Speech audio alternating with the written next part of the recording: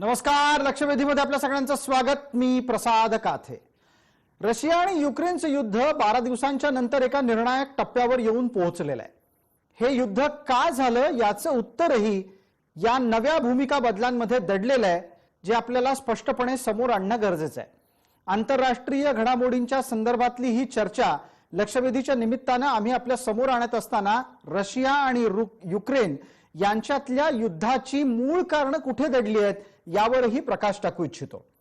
नाटोचा विस्तार करणार नाही असा शब्द देऊन अमेरिकेनं तो पाळला नाही. युक्रेनच्या निमित्तानं नाटो विस्ताराच्या हालचाली केल्या.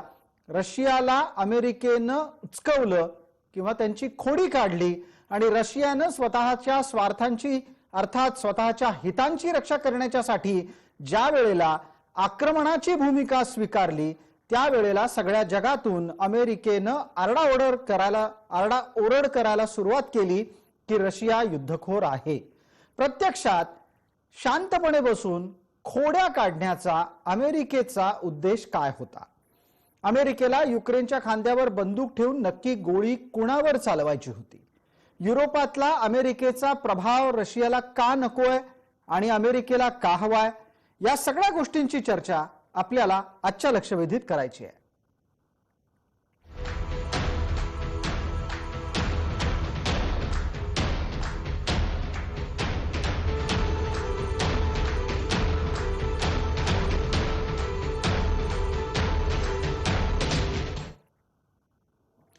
या चर्चेमध्ये आपल्या सोबत विविध विषयांचे तज्ञ जोडले गेलेले आहेत. त्या मान्यवरांचा मी आपल्याला पटकन परिचय करून देतो. आपल्या सोबत लष्कर विषयाचे तज्ञ आणि निवृत्त कर्नल अभय पटवर्धन सर आहेत.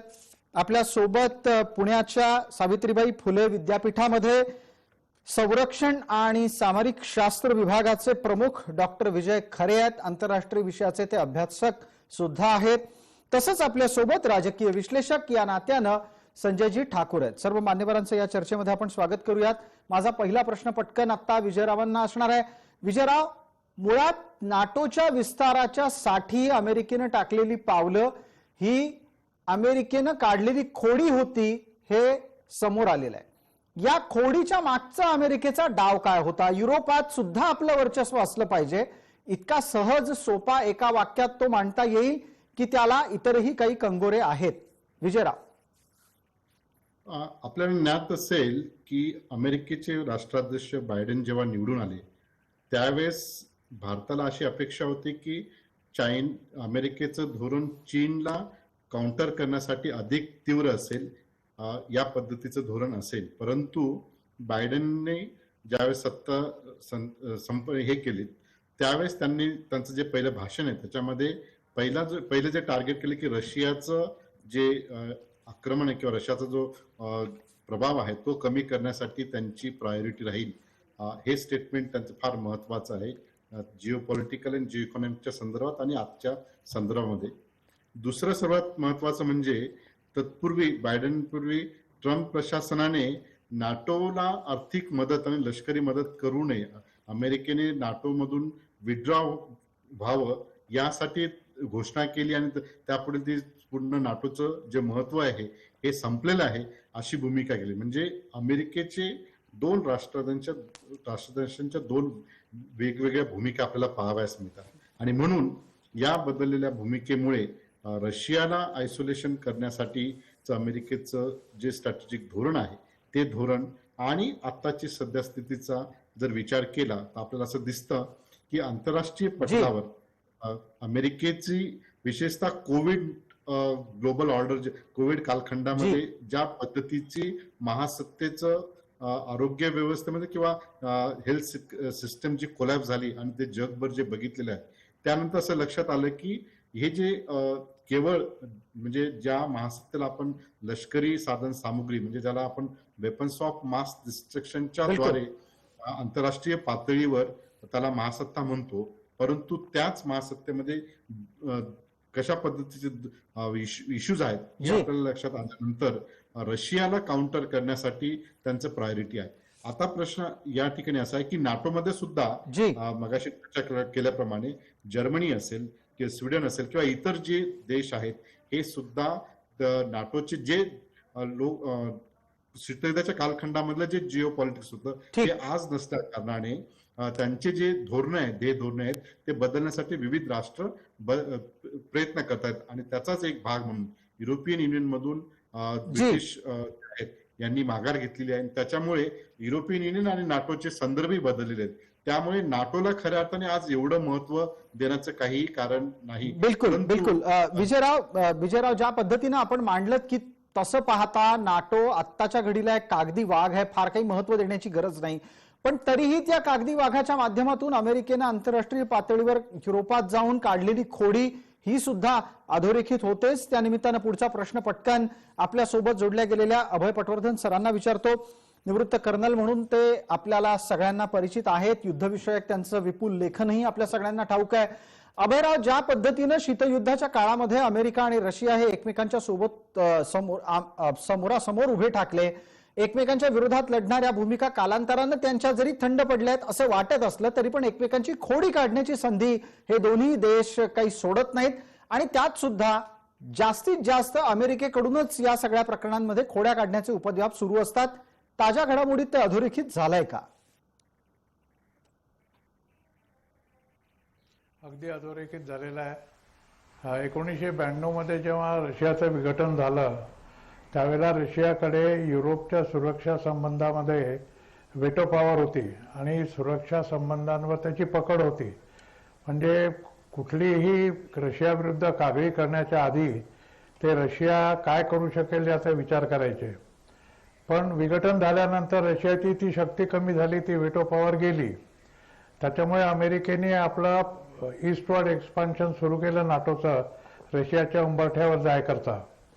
आणि 16 राष्ट्र जी रशियातनं बाहेर पडली होती त्याच्यापैकी 12 राष्ट्रांना त्यांनी नाटोचा सदस्य बनवून घेतलं आणि आपले सैनिक आणि हत्यारं त्या देशांमध्ये ठेवली. रशियाला ते नको होतं. रशिया प्रत्येक वेळेला अमेरिकेचा निषेध करत राहिला, आक्षेप घेत राहिला.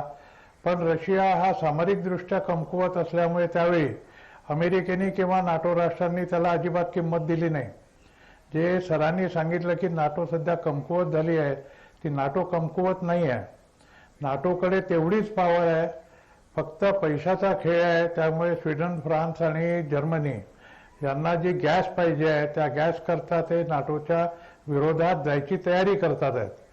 पण रशियाला, जसं मी मागच्याही काही भागांमध्ये सांगितलं होतं की पुतिन हा KGBचा चीफ असल्यामुळे त्याला रशियाचं पूर्व वैभव प्राप्त करून द्यायचा आहे.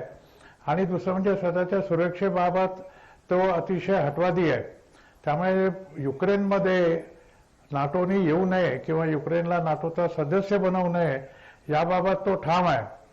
आणि ते अमेरिकेने न मानल्यामुळे त्याने हे पाऊल उचललं. जी अभयराव, एक आणखीन तपशील चर्चेमध्ये घेतो आणि तो लष्कर विषयक असल्यानं आपण त्यावर अधिक खुलासेवार भूमिका मांडावी अशीही विनंती करतो. एक ताजा तपशील असा समोर येतोय. रशियानं नवं वक्तव्य केलंय. रशिया असं म्हणते की पूर्व भागामध्ये नाटोचे सैनिक जमा होऊ लागलेले आहेत. जर समजा त्यांनी कोणतीही आगळीक केली तर त्याला चोख प्रत्युत्तर दिलं जाईल. या गोष्टींच्या मागच्या नक्की भूमिका काय आहेत? एक, ज्या विविध शक्यता आहेत त्या मी आपल्या समोर मांडतो, आपण त्यावर योग्य मार्गदर्शन करालच. पहिला मुद्दा, रशिया जगाला हे सांगू पाहतोय का की विनाकारण आमची खोडी काढली जाते, अर्थात रशियाची खोडी काढली जाते. दुसरी गोष्ट, जर समजा अधिक तीव्र स्वरूपाचं युद्ध झालं तर त्याला रशिया जबाबदार नसेल असंही त्यांना सांगायचंय का? आणि दुसऱ्या बाजूला नाटोच्या सैन्याच्या माध्यमातून अमेरिकेला सुद्धा हे जाणवून द्यायचंय की कोणी अडला नडला की आम्ही त्याच्या पाठीशी असतो. अभयराव, आपलं मतप्रदर्शन. अगदी बरोबर म्हणाले सर तुम्ही. दोन गोष्टी आहेत. रशियाला हे जगाला सांगायचं आहे की त्याच्यावर अन्याय होतोय, त्याच्या उंबरठ्यावर नाटो येऊन उभी राहते. नाटोचे मिसाईल्स, नाटोची जी सरांनी सांगितली होती की वेपन्स ऑफ मास डिस्ट्रक्शन ही त्या देशांमध्ये येतात आहे ती किंवा युक्रेनमध्ये आणण्याचा प्रयत्न आहे.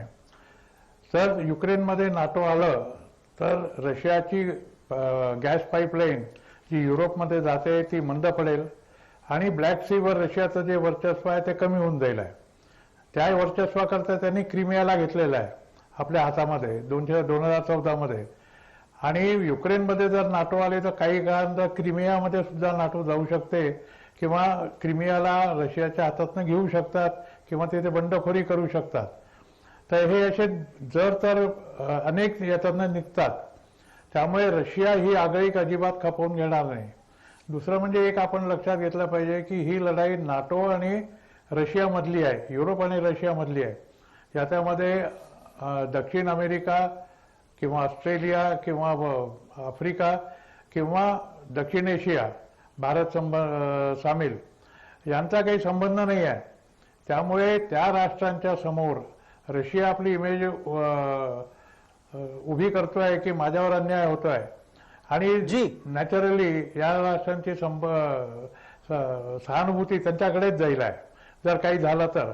आणि रशियाने सांगितलेलं आहे आणि त्यांनी आधी पण सांगितलं होतं जेव्हा झेलेन्स्कीनी म्हटलं होतं की युक्रेनवर नो फ्लाय झोन डिक्लेअर करा, त्यांनी सांगितलं की अजिबात मी खपवून घेणार नाही. जरी इथे नाटो राष्ट्रांची विमानं आली तर आम्ही त्याला प्रत्युत्तर देऊ आणि त्याची जबाबदारी संपूर्णतः नाटो राष्ट्र आणि अमेरिकेवर असेल.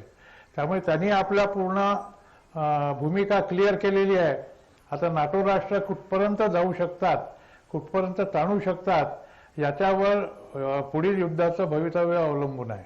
बिलकुल. आपण एक पटकन पुढचा मुद्दा घेऊन संजय ठाकूर यांच्यापर्यंत पोहोचतोय. संजयजी, ज्या पद्धतीनं हे युद्ध आता नाटो अधिक वाढवणार की नाटो रशियाच्या समोर नमतं घेणार, याही वळणावर चर्चा करण्यासाठी योग्य आहे. आणि त्याचबरोबर मुळात हा सगळा वाद अमेरिकेला काढायची गरज काय होती याही बाबत चर्चा करण्याची गरज आहे. आपण पटकन हे सांगावं की अमेरिकेनं ज्या पद्धतीनं ही खोडी काढली ती खोडी अमेरिकेच्या कडची चूक होती हे कधीतरी त्यांना लक्षात येईल. बिल्कुल ऐसा नहीं है. देखिए, मैं आपके साथ इस विषय पे लगातार डिबेट में जुड़ा हूं और मैं पहले दिन से आपसे कह रहा हूं कि अमेरिका का खेल है इसमें. मैंने अभी आपके पिछले सेक्शन में बताया था कि जितना बड़ा हथियारों का व्यापार अमेरिका का था, अमेरिका ने अपने उस साइज को बहुत बड़ा कर लिया है. रशिया का जो परसेंटेज था विश्व बाजार में वो परसेंटेज कम हुआ है.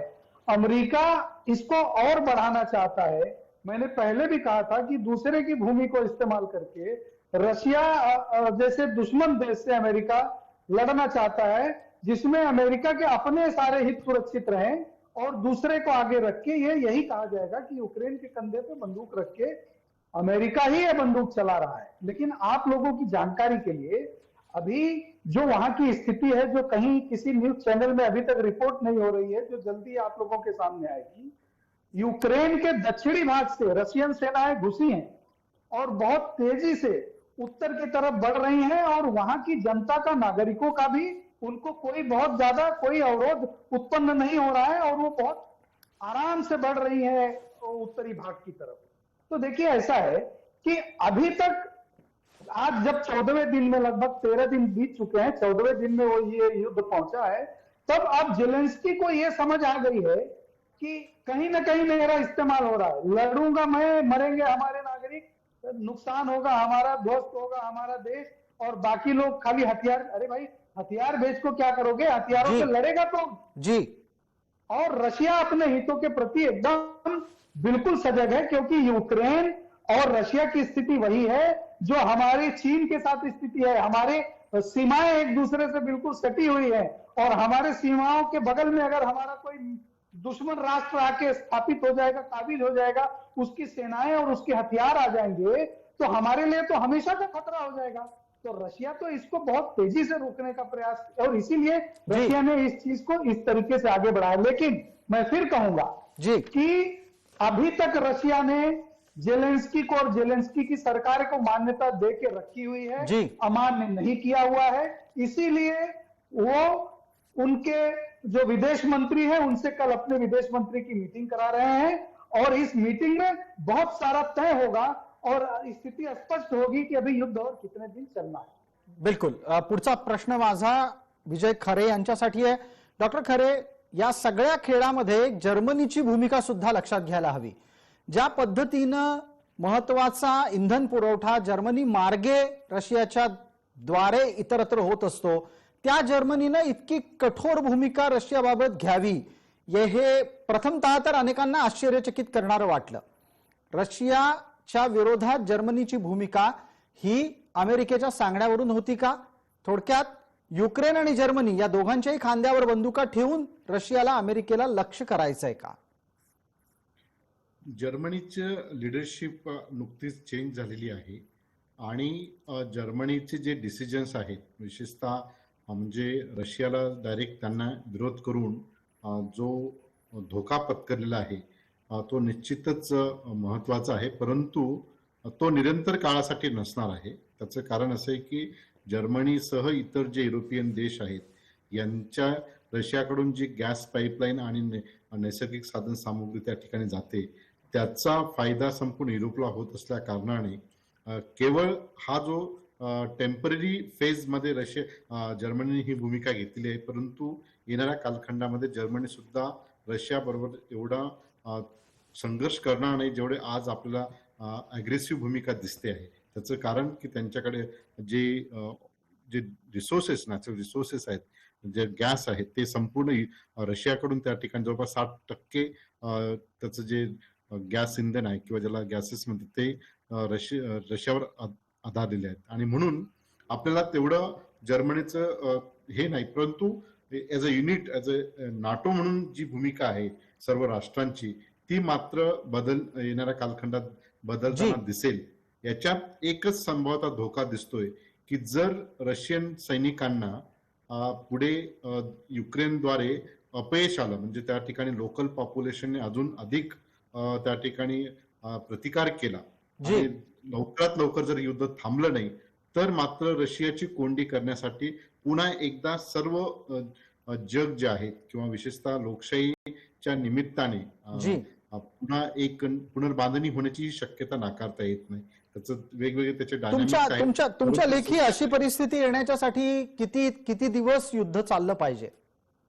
सध्या ती स्थिती दिसत नाही. त्याचं कारण की आज तरी जागतिक पटलावर युक्रेन सोबत कोणताही देश डायरेक्टली हत्यार घेऊन उभा राहिलेला नाही, त्यामुळे आपल्याला सध्या तरी ती स्थिती दिसत नाही. मला असं वाटतं की याच्यात सर्वात एक धोका आपल्याला दिसतोय. तो धोका म्हणजे जर रशियाला प्रतिकार कुठे युक्रेनद्वारे आणि आंतरराष्ट्रीय संघटनद्वारे किंवा युनायटेड नेशनद्वारे जर प्रतिकार झाला नाही तर मात्र चीन येणाऱ्या कालखंडामध्ये निश्चितच तैवानवर तशाच पद्धतीची कृती करेल जी रशियाने युक्रेनवर केलेली आहे. आणि उद्या काही वर्षांनी भारत सुद्धा पाक ऑक्युपाईड काश्मीर घेण्यासाठी तशीच भूमिका करेल जी आपल्याला नाकारता येणार नाही. म्हणजेच की आंतरराष्ट्रीय पटलावर आता पुन्हा एकदा जसं ठाकूर साहेबांनी म्हटलं की हे सब इसका खेळ है, आर्म्स रेस का, ही आंतरराष्ट्रीय पटलावर पुन्हा जसं शीतयुद्धाच्या कालखंडामध्ये ज्याच्याकडे शस्त्र तो राष्ट्र मोठा, तशाच पद्धतीचे आता पुनर्बांधणी जगाची होण्याची चिन्ह दिसत आहेत. एक पटकन मुद्दा, बिलकुल याच मुद्द्याला अनुषंगून पटकन पुढचा प्रश्न आपल्या सोबत असलेल्या निवृत्त कर्नल पटवर्धन सरांना विचारू इच्छितो. अभयराव, ज्या पद्धतीनं लष्करी सामरिक साहित्य आणि त्या अनुषंगिक युद्धनीती ही प्रबळ असण्याच्या साठी रशिया अमेरिका दोघंही शीतयुद्ध आटपल्याच्या नंतर सुद्धा प्रयत्न करतायत. अमेरिकेला यश वेगळ्या कारणांमुळे मिळालं, कारण त्यातलं एक महत्वाचं हेही आहे की रशिया दुभंगला. रशियानं त्यानंतर पासून आजपर्यंत जी आपापल्या प्रगतीच्या साठी केलेल्या प्रयत्नांमध्ये आत्ताच्या घडीला लष्करी दृष्ट्या तो अमेरिकेशी लढू शकत नाही, पण तो जर्मनी आणि युक्रेनशी लढू शकतो का? जर्मनी आणि युक्रेनच्या वर भारी पडलेला रशिया हा उद्या युरोपचं नेतृत्व करेल याची भीती इंग्लंडला आहे का?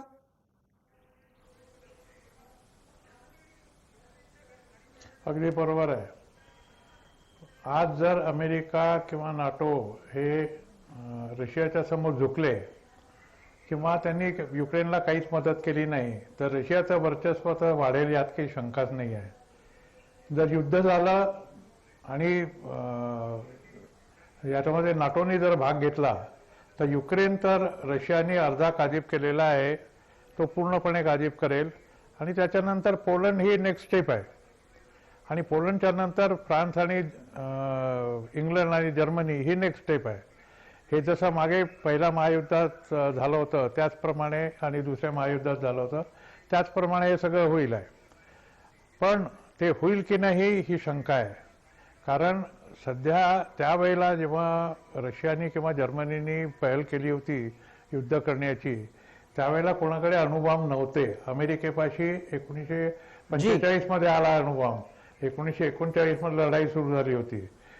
त्यामुळे आता सगळ्यांच्याकडे अणुबॉम्ब आहेत आणि त्या अणुबॉम्बच्यामुळे घाटा कोणाला होईल किंवा हानी कोणाची होईल तर युरोपची होईल.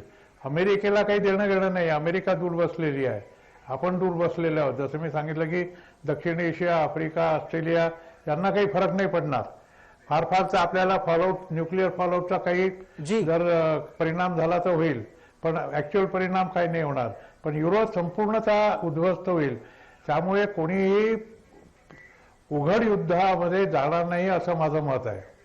युक्रेनला बळी देतील आणि नेहमीच जो बकरा असतो तो बळी दिला जातो आणि कोल्हे आणि जे तरस असतात ते पाहत असतात आणि सिंह त्याला डायरेक्ट करत असतो, अशी सध्या परिस्थिती आहे. बिलकुल. या निमित्तानं चर्चेच्या शेवटच्या टप्प्यात आपण पोहोचत असताना संजय ठाकूर यांच्यासाठीचा प्रश्न. संजयजी, आपल्याकडे 1 मिनिटाचा वेळ उरलाय. पटकन आपल्याकडून हे जाणून घेऊ इच्छितो की मग अशा पद्धतीची परिस्थिती बदलत असताना भारतानं आता निश्चित स्वरूपात रशियाच्या मैत्रीला जागून काही भूमिका घ्यावी का वेट अँड वॉचच्या भूमिकेत असावं? देखिए, भारत, जैसा भी कर्नल साहब ने बताया, सबके अपने सामरिक सार्वभौमिक हित हैं, भारत के भी अपने हित हैं. और मैंने बताया कि रशिया का जितना आज का आर्म्स एक्सपोर्ट है उसका 10% अकेले भारत लेता है और लगभग 5.5% चाइना लेता है. तो रशिया को भी भारत के साथ वैसे निभाना पड़ेगा जैसे भारत अपने एक तरफ भारत कह रहा है कि भाई युद्ध ठीक नहीं है, बातचीत से इस चीज को निपटाना चाहिए. क्योंकि जो प्रॉब्लम अभी कर्नल साहब ने बताई कि अगर ताइवान में होगा तो वहां भारत की भूमिका बदल जाएगी. वहीं अगर पाक ऑक्युपाइड कश्मीर हम लेने जाएंगे तो चीन की भूमिका बदल जाएगी. तब जो आज हमारी स्थिति है वो स्थिति रशिया की हो जाएगी कि हम वहां विरोध करेंगे तो रशिया क्या, और यहाँ पे जब चाइना विरोध करेगा तो रशिया क्या. तो देखिए, ऐसा है कि कुल मिला जुला के ये अमेरिका इसी तरह के खेल पूरे विश्व में, ये शस्त्रों की होड़ विश्व बाजार में लगा के, चूंकि उसने अपने 22% लगभग शस्त्र बिक्री को विश्व बाजार के लगभग 35 से 36% पहुंचा दिया है. वहीं जो रशिया ज्यादा बेचता था वो 22% पे आके रुक गया है. भारत एक ऐसा देश है जो ज्यादातर मात्रा में लेता है रशिया से, लेकिन थोड़ी थोड़ी मात्रा में यूरोप के दूसरे देशों से भी लेता है. तो भारत के अपने हित अलग हैं और इनके अपने हित अलग हैं. लेकिन ये निश्चित है कि जेलेंस्की को, जैसे कर्नल साहब ने बताया ना कि बकरे को हलाल करने के लिए छोड़ दिया, भूमि उनकी, लोग उनके मर रहे हैं और तमाशा अमेरिका देख रहा है. ये बात जेलेंस्की समझ चुके हैं.